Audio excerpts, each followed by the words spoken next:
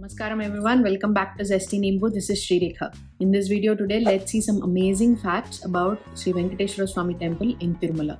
First, location of the temple. The Tirumala hill is part of the Seshachalam hills, which constitute the Eastern Ghats. They are at a height of 980 meters above the sea level, which is approximately 2880 feet. There are two ways of going to the temple by foot. First is via Alipiri and the second is via Srivari Mettu. So when you're going via Alipiri, it takes around 3,500 steps. And via Srivari Mettu, it is around 2,300 steps. So I've done a video on my journey by foot via Alipiri to the Tirumala temple. You can go ahead and check it out. So the most amazing part about this is that the Eastern Ghats, the Seshachalam hills, are also part of the Eastern Ghats. The Nallamala hills are also part of the Eastern Ghats and further down. So these Seshachalam hills and Nallamala hills and further down, they form this shape of a serpent, a snake. So the hood of the snake is the Tirumala temple. The mouth of the snake is where Srikalahasti temple is situated, which is the Vayulingam.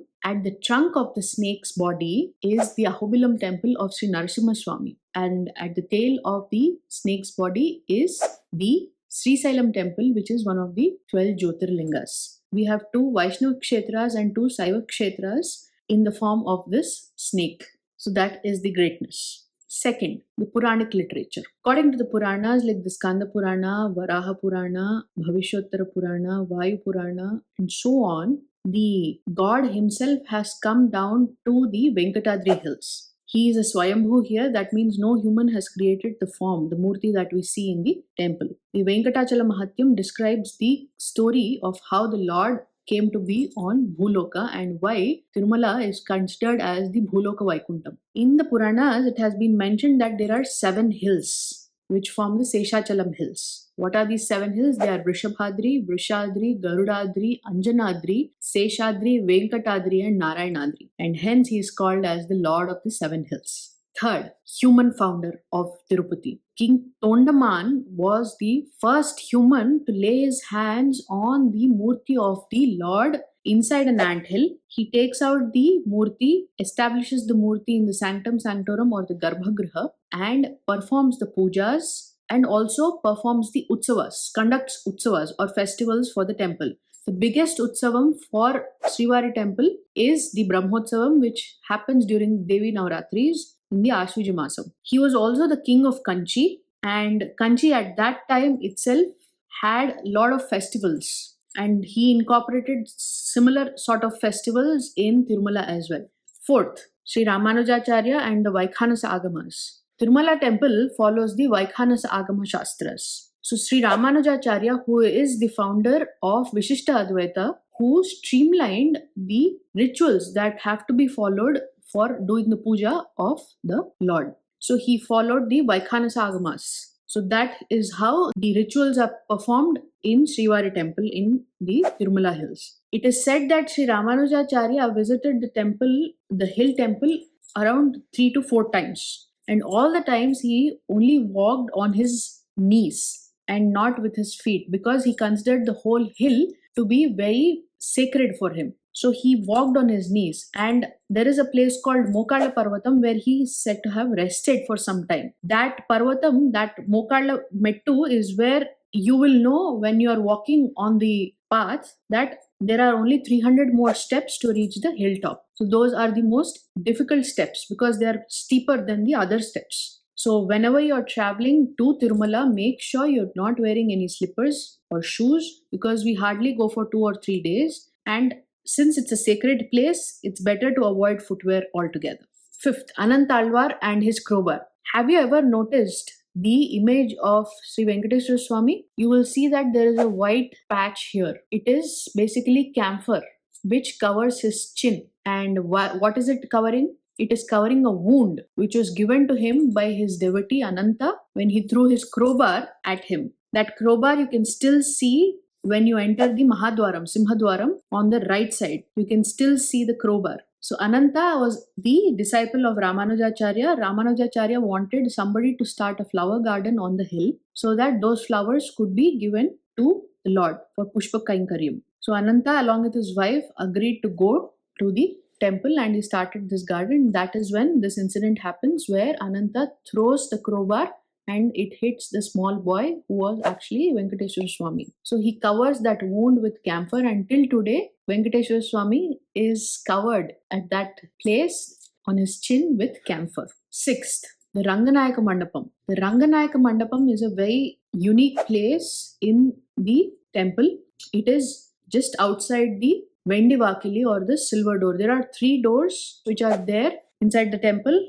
The Simhadwaram is the brass door, and then we have the Vendivakili, which is the silver door, and then we have the Bangaravakili, which is the golden door, which leads to the Garbhagriha. So there is this Ranganayaka Mandapam outside the silver Vendivakili, silver door. Here, during 1320 to 1369 AD, there were Muslim invasions in Srirangam. So Ranganatha Swamy's idol was got here in Tirupati, and pujas were performed for Ranganatha Swamy in Tirumala, in that mandapam, because of the invasions in Srirangam. And after the invasions were done, the idols were moved back to Srirangam. But since then, that mandapam, that place is called as Ranganayaka Mandapam. Seventh, Parakamani, Potu and Srivari Hundi. What is Parakamani? Parakamani is the place where the offerings given by the devotees, like all the money, is collected and counted. Potu is actually the kitchen in which the prasadam, the naivedyam which has to be offered to the god, is made in that place. And Srivari Hundi. Srivari Hundi is where the devotees deposit all their offerings. It is said that there is a Sri Chakra Yantra under that, and hence Srivari Hundi has never been moved. After you enter the silver door, which is the Vendivakili, you can, when you do the pradakshina of the Garbhagriha, you can see all these things. And did you know that the Ladoo, which is offered as Naivedyam for the Lord, is actually having a GI tag? It was given the GI tag in the year 2009, geographical indication. GI tag means that no other Ladoo in this whole world will have the same taste, texture, color, smell of the Tirupati Ladoo. So it was given this GI tag by the government of India in 2009. 8. Ananda Nilayam. Ananda Nilayam is the name of the Garbhagriha, the sanctum sanctorum of Sri Venkateshwara Swamy.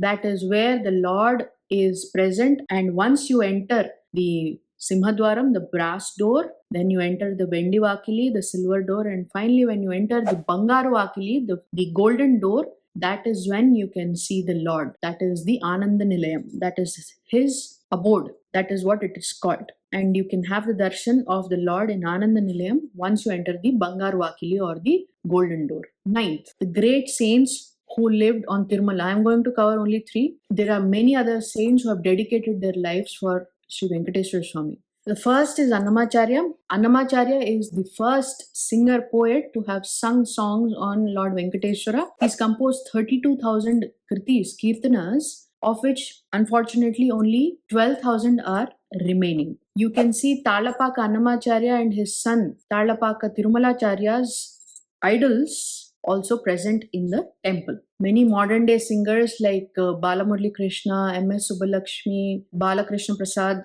have composed tunes for these Annamaya Kritis. Second, Hathiramji Bhavaji. He is a devotee of Lord Ram who saw in his mind the image of Lord Venkateshwara and travelled from north of India to Tirumala to have the darshan of the Lord. It is said that Lord Venkateshwara played a game of dice with him every night. And Hathiramji Mutt is one of the first administrators of the temple.